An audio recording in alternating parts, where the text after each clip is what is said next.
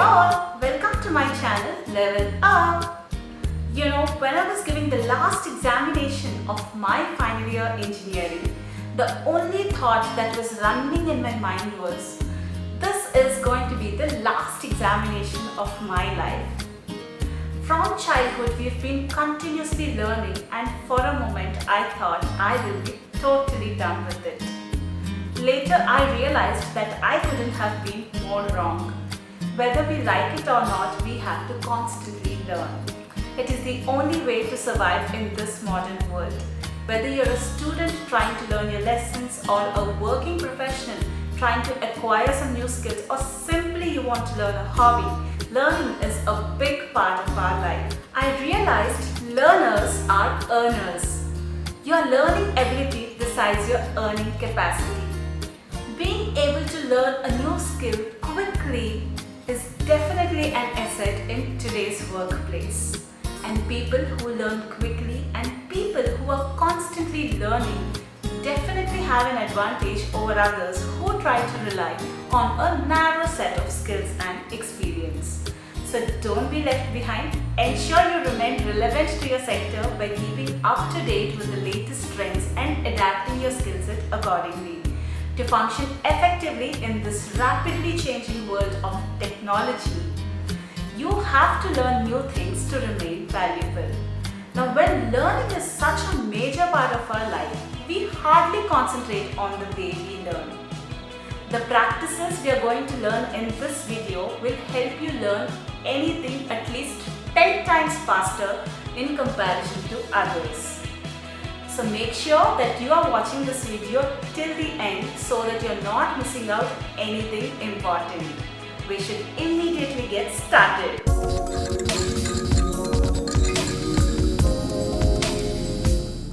The first step is deconstruction of the skill. You know construction, but what is deconstruction? When you look at the goal you want to achieve or the skill you want to learn, your brain has an immediate tendency to get distracted because it doesn't know from where to start with. What you do is you break the goal or the skill you want to learn into little pieces. Any skill you want to learn is nothing but a series of segments or sub-skills.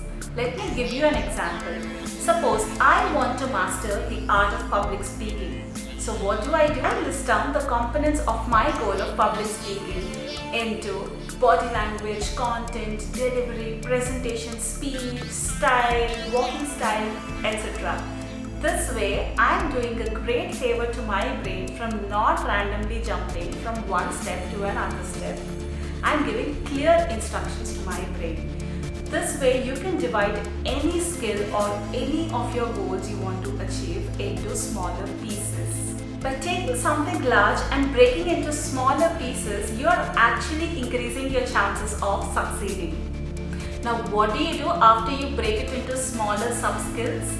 You apply the Pareto principle. It states that 80% of the result comes from 20% of your efforts. That means 80% of the result is going to come from 20% of these sub-skills. Now, your duty is to identify which are those important sub-skills that are going to give you 80% of the result. Now, if you take sales as an example, you might be knowing that 80% of the sales volume comes from just 20% of the customers. So this 80-20 sort of holds good for almost anything in life, right?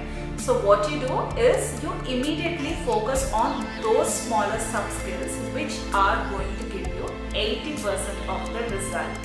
Step number 2 is removing obstructions. Whether we've mastered the art of learning or not, we have definitely mastered the art of getting distracted. You sit down to learn something or probably read something, or maybe you want to do something. You are instantly deviated by the mobile notifications or the notification from Facebook, or immediately you keep checking your Instagram feed for every 2 minutes, and it goes on and on. Multitasking is one of the biggest hurdles that is coming in your way of learning. Think about your own computer. When you have 20-30 different tabs opened on your browser, what happens to the speed of the computer?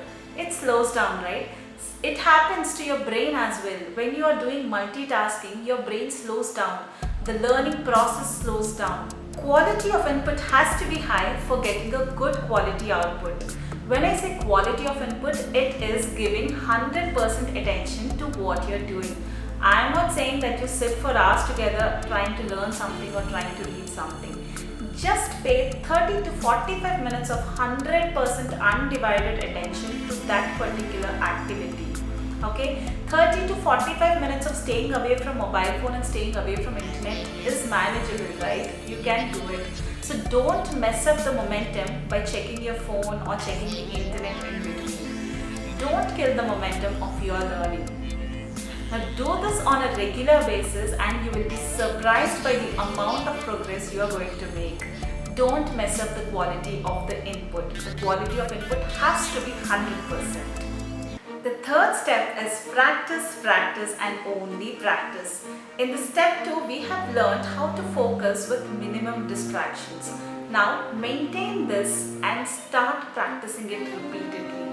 You know, your brain is actually surrounded with a lot of information. There is so much of information overload nowadays from YouTube, from Google and from everywhere around us. So how does your brain start prioritizing? It will know the importance only when you start practicing. Your brain understands that it has to give priority and importance to that particular skill or an activity. The fourth step is implement. This is my favorite part. Magic happens here. Unfortunately, many people miss out on this. They keep on learning new things. They get excited, they feel good about it, and then they leave it there, and then they go and learn something else. Problem is, you just get into the habit of learning without implementation. You will only get an illusion of competence. It is a pure form of intellectual entertainment and nothing else.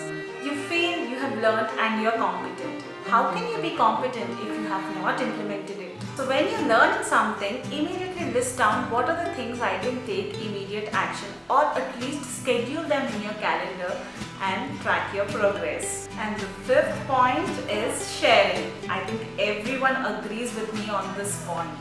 You learn something new, immediately try to share with somebody, or maybe your near or your dear ones.